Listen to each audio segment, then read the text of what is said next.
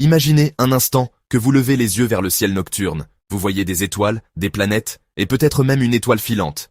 Mais que se passerait-il si quelque chose traversait notre voisinage cosmique en provenance de bien plus loin? Pas de notre propre système solaire, mais du vaste espace sombre entre les étoiles.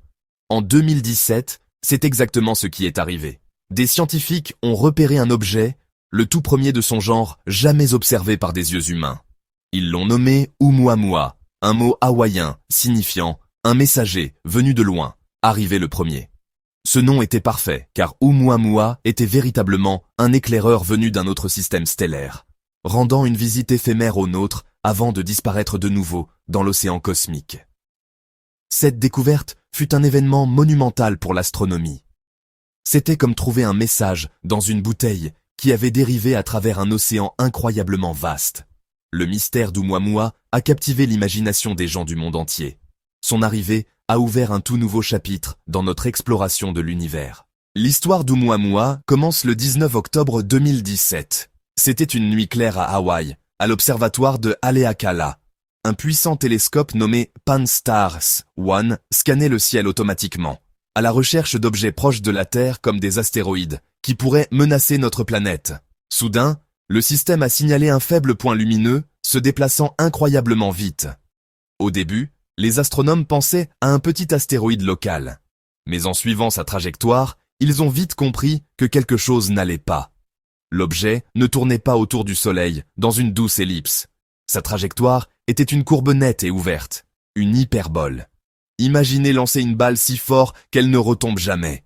C'était la preuve que l'objet ne venait pas d'ici. Il avait frôlé notre Soleil et retournait maintenant dans la galaxie, pour ne jamais revenir. Moment électrisant. Pour la première fois, un visiteur interstellaire était confirmé dans notre système solaire. Des télescopes du monde entier et le télescope spatial Hubble en orbite ont braqué leurs instruments sur ce point faible. L'une des premières choses qui a déconcerté les scientifiques à propos de Oumuamua, c'est sa forme. Cependant, les astronomes ont pu mesurer comment sa luminosité changeait au fil du temps.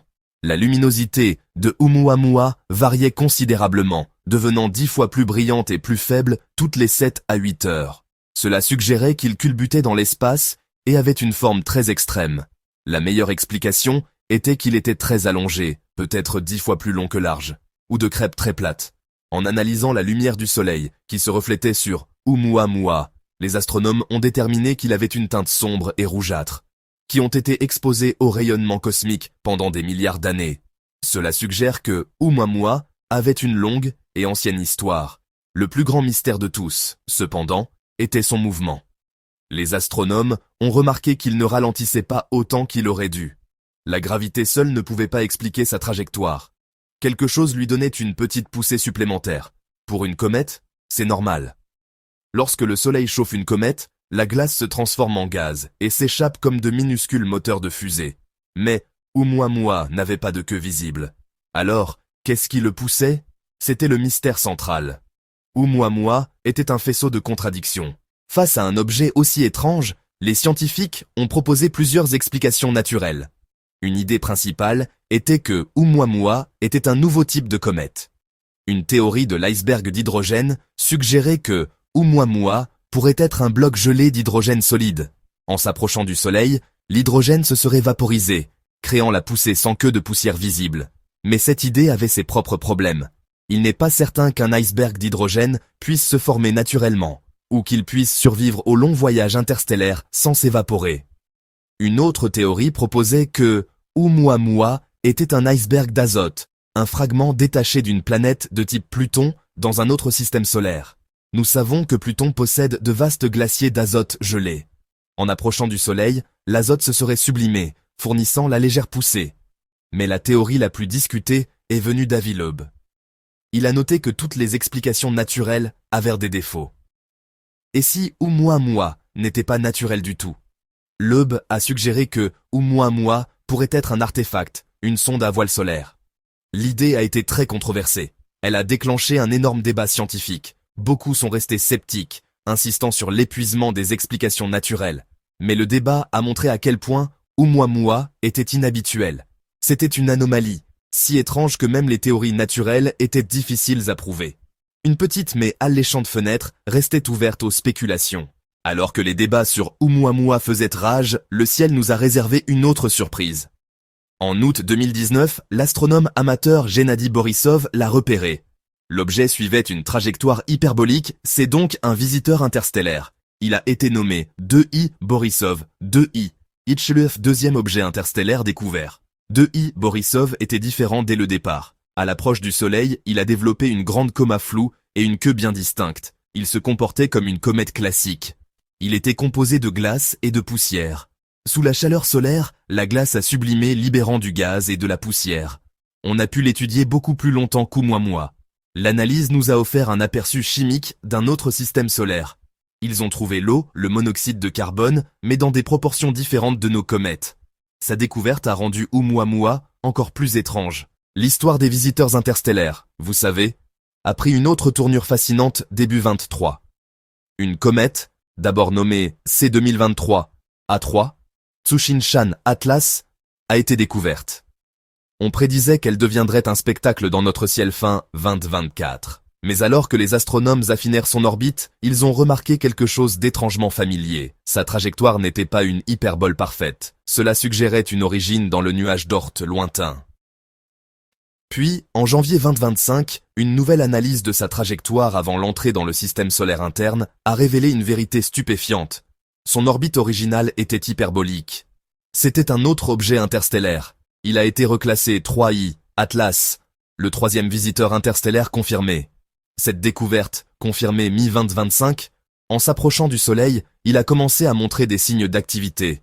Une faible chevelure s'est formée autour de son noyau, mais cette activité était très faible, beaucoup plus faible que 2I Borisov à distance comparable.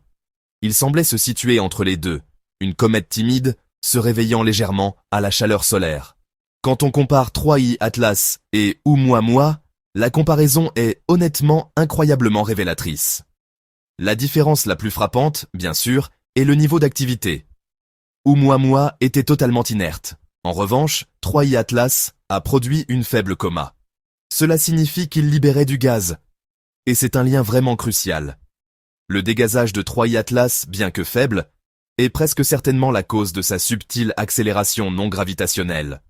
Cela nous donne un mécanisme direct et observable, pour le genre de poussée qui a déconcerté tout le monde avec Oumuamua. Un autre point de comparaison clé est leur composition. Le dégazage vigoureux de 2I Borisov suggérait qu'il était riche en glace d'eau. L'absence totale d'activité de Oumuamua suggérait soit de la roche nue. 3I Atlas, avec sa faible activité, a probablement une composition intermédiaire. Il contient probablement des glaces volatiles, mais elles pourraient être enfouies sous une croûte protectrice de poussière, ou être des glaces moins volatiles nécessitant plus de chaleur pour se vaporiser. Mais 3I Atlas comble la lacune. La découverte de 3I Atlas, honnêtement, change la donne, car elle rend une origine naturelle pour Oumuamua beaucoup plus plausible.